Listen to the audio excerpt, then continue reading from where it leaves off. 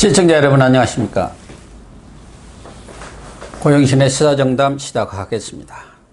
시청자 여러분, 더불어민주당이 당 소속 추미애 법무장관, 윤미향 이상직 의원 등이 각종 의혹과 비리, 구설에 휘말리면서 고전을 면치 못하고 있습니다. 당대표에 취임하자마자 이딴 악재를 만난 이낙연 대표는 추미애는 살리고 이상직, 윤미향 의원은 손절매하는 쪽으로 방향을 설정한 모양인데요. 과연 이 대표가 이 난국을 헤쳐나갈 수 있을지 이종건 전 데일리안 편집국장님과 점검해 보도록 하겠습니다. 이 국장님. 네, 안녕하십니까. 이낙연 대표가 추미애 문제에 대해서는 한동안 아주 침묵을 지키다가 며칠 전에 엊그제죠. 네네. 추미애 옹호 쪽으로 돌아섰어요. 네, 그렇습니다.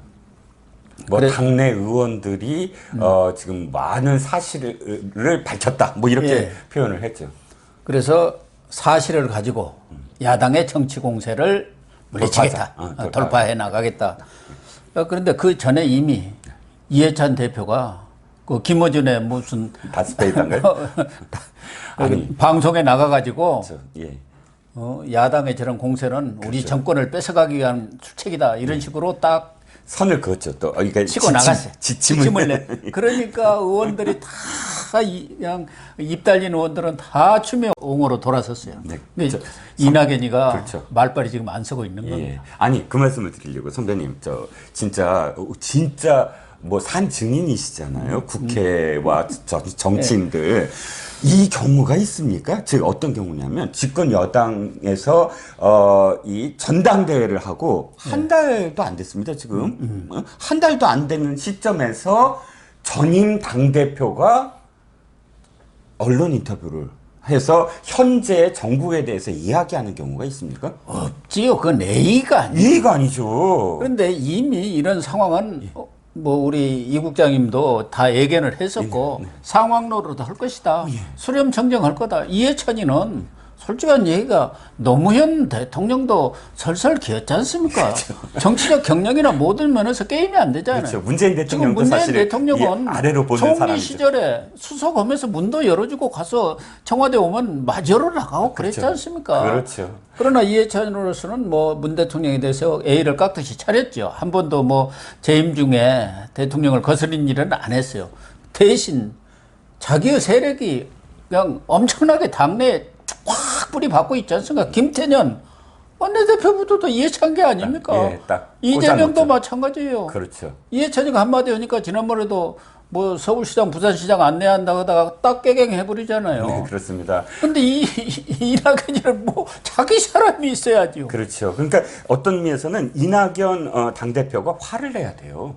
그렇잖아요. 아니, 내가 알아서 해야 된다. 왜냐하면 자기의 지금 목숨이 걸려있는 문제거든요. 왜? 자기가 스스로 당대표로서 권한을 행사하고 의원들을 다 만나고 또 각 지역 내려가서 당원들을 만나고 하면서 자기의 대선 가도를 하기 위해서 모든 스포트라이트와 그 시스템을 자기 쪽으로 바꿔나가야 되는 사람인데 지금 이번에 다 드러났어요. 이해찬이 한마디 딱 하면 모든 당원과 국회의원들이 전부 다 딱 움직이는 거. 자기는 그렇게 못 움직이는 상황이 다 드러났지 않습니까? 도리어 상황이 얘기하니까 거기에 딱 맞춰서 다른 의원들이랑 똑같이 표현하는 거? 이 사람이 저기가 없구나. 그 권한도 없고, 앞으로 대통령 될 그런 자질도 없구나. 나는 이게 다 드러난 상황이 아닐까 싶습니다. 그러니까 이낙연 대표로서는 6개월 기간, 짧은 기간에 자기가 홀로 서기를 하고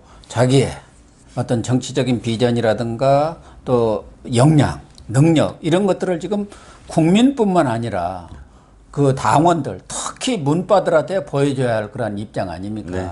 그런데 지금 첫 출발부터 미끄러져 갖고 진창에 빠져서 지금 헤매는 상황인데 어쨌든 이낙연 대표로서도 청와대라든가 여권 전체가 추미애가 무너질 경우 지금 추미애가 모든 낙역을 담당하면서 정권으로 문재인한테로 갈 그 화살들을 막고 있는 셈이에요. 결과적으로 보면은 그렇죠.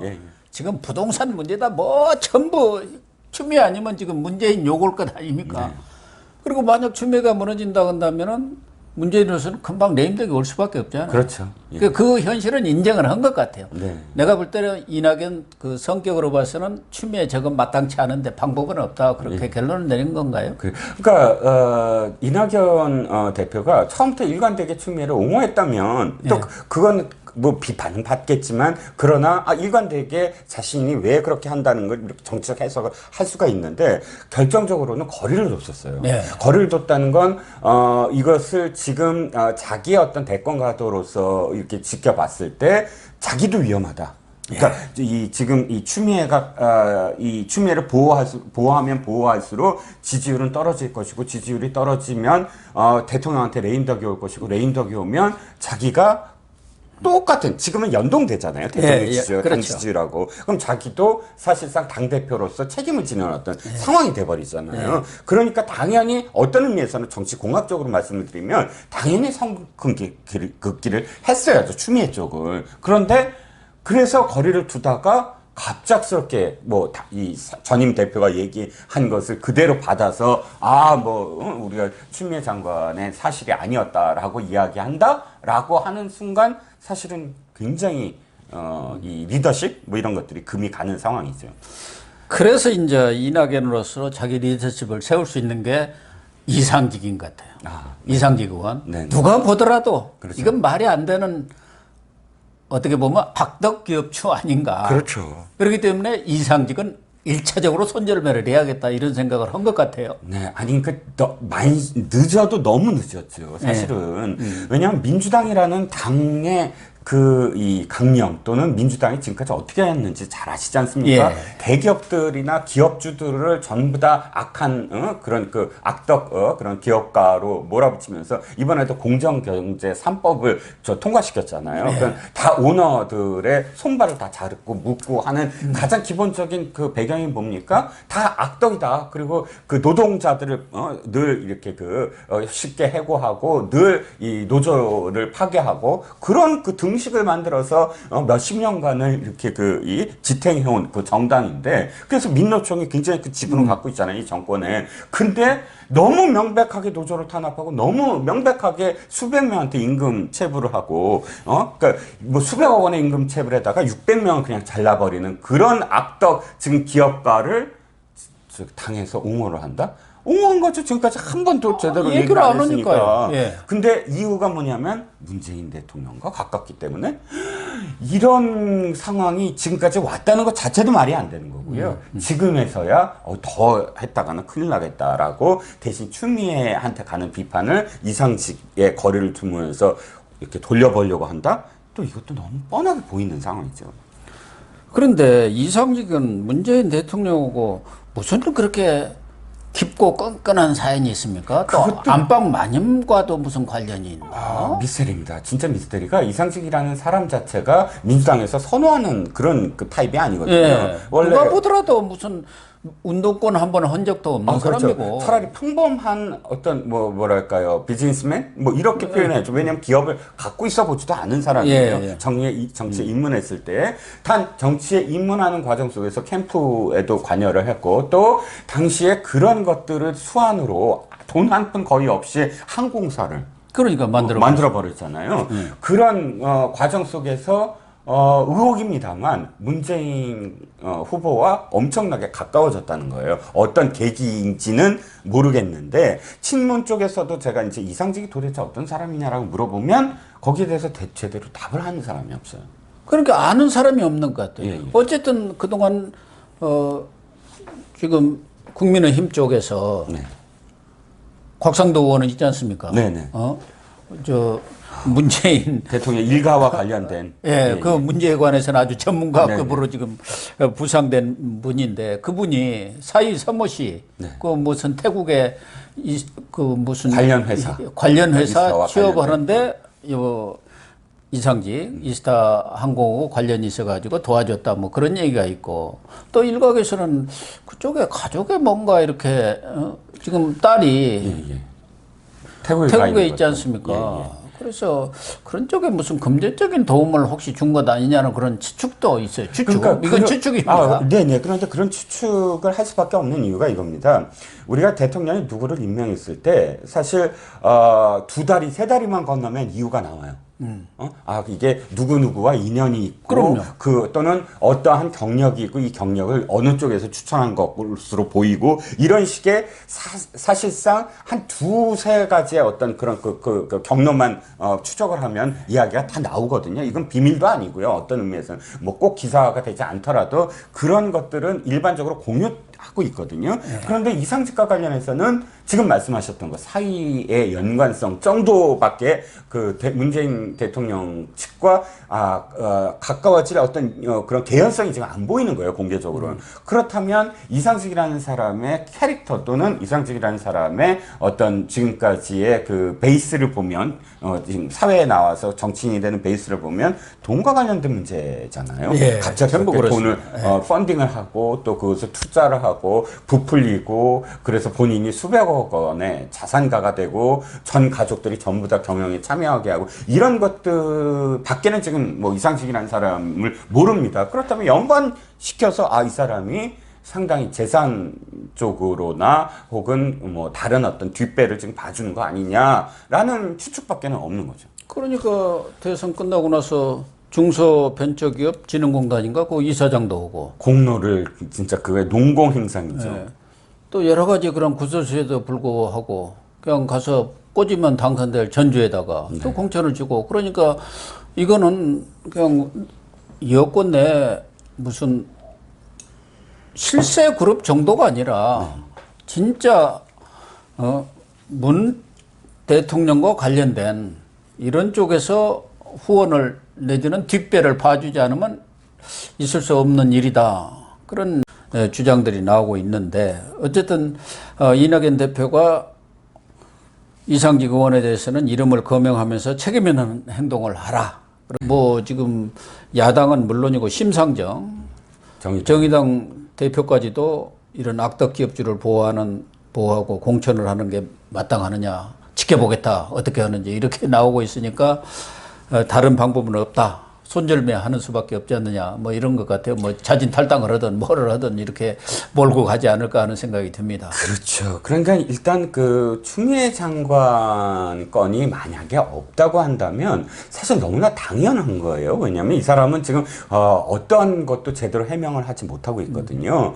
그러니까 이 사람이 한테 지금 그 돌아오는 어떤 그런 그 혐의가 뭐 배임 횡령만이 아니고 어마어마합니다. 이런 상황 속에서 이 보호하지 않는 것은 너무나 당연한데 문제는 추미애 장관의 아까 말씀드렸던 것 부분과 연계가 되는 거예요. 그러니까 추미애 장관은 다 지금 사실이 아닌 것으로 밝혀졌다라고 하고 이상직에 대해서는 납득할 조치를 취하라라고 한 것 이게 동시에 지금 이루어졌거든요. 그러니까 이쪽은 보호하고 이쪽은 대신 제물로 자르는 거 아니냐라는 소리가 그래서 나오고 있는 거죠.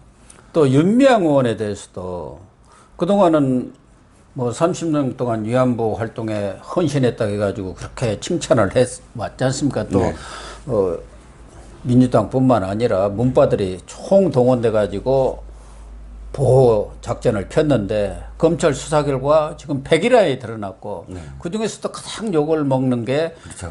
치매에 걸린 할머니의 돈을 칼취를 한 거예요. 어떻게 그렇습니다. 보면 앵벌이도 아니고. 네네. 이게 있을 수 있는 일이냐. 그렇죠. 그러니까 위안부 할머니들을 자기 돈벌이 수단, 자기의 출세 수단으로 삼았다. 이런 사람이 금패지를 계속 차고 있어도 되느냐. 그런 지금 비난들이 빗발치고 있지 않습니까? 그렇습니다. 지금 이건 저는 또 이렇게 해석이 되는 게 생각해 보시자고요.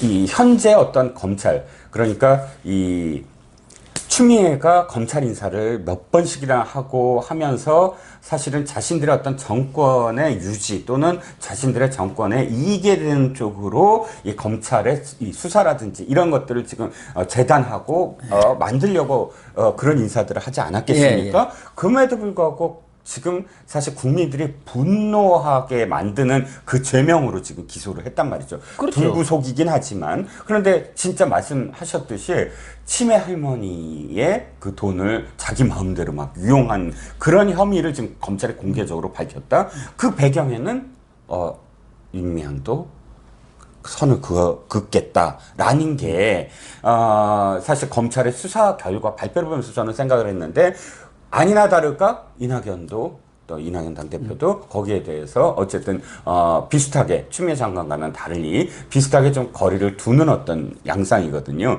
역시 지금 윤미향, 이상직 이 추미애 대신 사실 제물로 지금 바치려는 게 아니냐라는 생각입니다. 윤미향의 경우는 이게 한일 관계와도 관련이 있고 여러 가지 이 정권이 그동안 반일 프레임, 네네. 친일 반일 프레임으로 선거라든가 여러 면에서 활용을 해왔지 않습니까? 네. 그런 면과 직결이 되기 때문에 웬만하면은 봐주려고 한 거 아닙니까? 저는 그럴 줄 본인도 알았어요. 설마 기소를 하겠느냐. 그렇죠. 했다가 딱 기소를 하니까 본회의에 있다가 그냥 놀라갖고 뛰쳐나갔다고 뭐 네. 그런 보도까지 있던데 지금 윤미향은 살아나려고 뭐 그 기론옥 할머니의 여러 가지 영상도 올리면서 그런 할머니들 위안부 할머니들의 삶을 모욕하느니 어쩌니 저쩌니 하고 있는데 지금 그 기론옥 할머니만 하더라도 수사검사가 직접 면담을 했고 의료진의 정신강제까지 다 받아서 치매라는 것이 백일하에 드러났는데도 지금 억지 논리를 주장을 펴고 있는 거 아닙니까? 네, 그렇죠. 그러니까 뭐 그것과 관련돼서 가장 큰 쟁점이 여러 가지 다른 것도 있지만 기론옥 할머니의 그 알츠하이머의 여부 그건 이제 전문가들이 다 판단한 문제임에도 불구하고 그렇게 저항을 하고 있는데 이것도 역시 저는 좀 빼박인 것 같아요. 국민 여론이 사실상 다른 부분이 아니라 그런 말이 안 되는 그런 부분 어떻게 위안부 할머니들을 등쳐먹느냐 이거예요. 그렇죠. 그게 또 사실 이렇게 기소로서 결과가 나오지 않았습니까? 그래서 정권의 부담이 상당히 지금 커졌다라고 인식하고 있지 않나 싶습니다. 그래서 이영수 할머니가 5월 7일하고 25일인가 이렇게 회견을 했는데 그때 했던 내용들이 지금 다 사실로 그렇죠. 드러났지 않습니까? 네, 그렇습니다. 30년간 이용만 당했다. 제주는 고민 없고 돈은 윤미향이가 가져갔다. 뭐 이런 것들이 다 드러났는데 지금 민주당에서는 당원권 정지 뭐 이런 것으로 어떻게 적당히 하려는데 사실은 윤미향이가 비례대표로 금패지를 단 것은 그 30년간의 위안부 할머니들 또 위안부 문제에 헌신했다는 것 때문인데 그 자체가 지금 부정되고 있으면 금패지를 내놓아야 하는 거 아니에요? 더군다나 비례니까요. 네. 그러니까 그 비례대표는 이유가 있잖아요. 네, 이 그러니까. 사람이 무엇 때문이다라는 이유가 있고 직능단체에서 그 직능의 어떤 그런 이 전문성이 있거나 혹은 시민운동을 하면서 시민운동의 어떤 정신을 계속 이어가서 그것을 입법화하는데 도움을 뭐 주라 뭐 이런 거나 그 이유가 있는데 그 이유가 바로 말씀하셨듯이 30년 동안 일관되게 그 위안부 할머니와 관련돼서 그런 어떤 운동을 벌여온 그런 가치로서 비례가 됐다면 그 가치가 훼손되는 상황에서는 그 직을 계속 수행할 수가 없는 거죠. 또 하나는 지금 검찰도 이번 사건에 대해서는 윤미향 개인 비리로 이렇게 압축을 해서 수사를 했는데 사실 내용을 보면은 이런 정대협이라든가 정의기억연대 정의연 이런 쪽은 정권의 어떤 정통성 또는 정체성하고도 연관되기 때문에 그 부분은 수사를 안 했어요. 네. 그런데 사실은 정의연만 하더라도 그 누락된 무슨 회계 누락 이렇게 한 37억 됩니다. 네네. 언론 보도를 보면은. 네.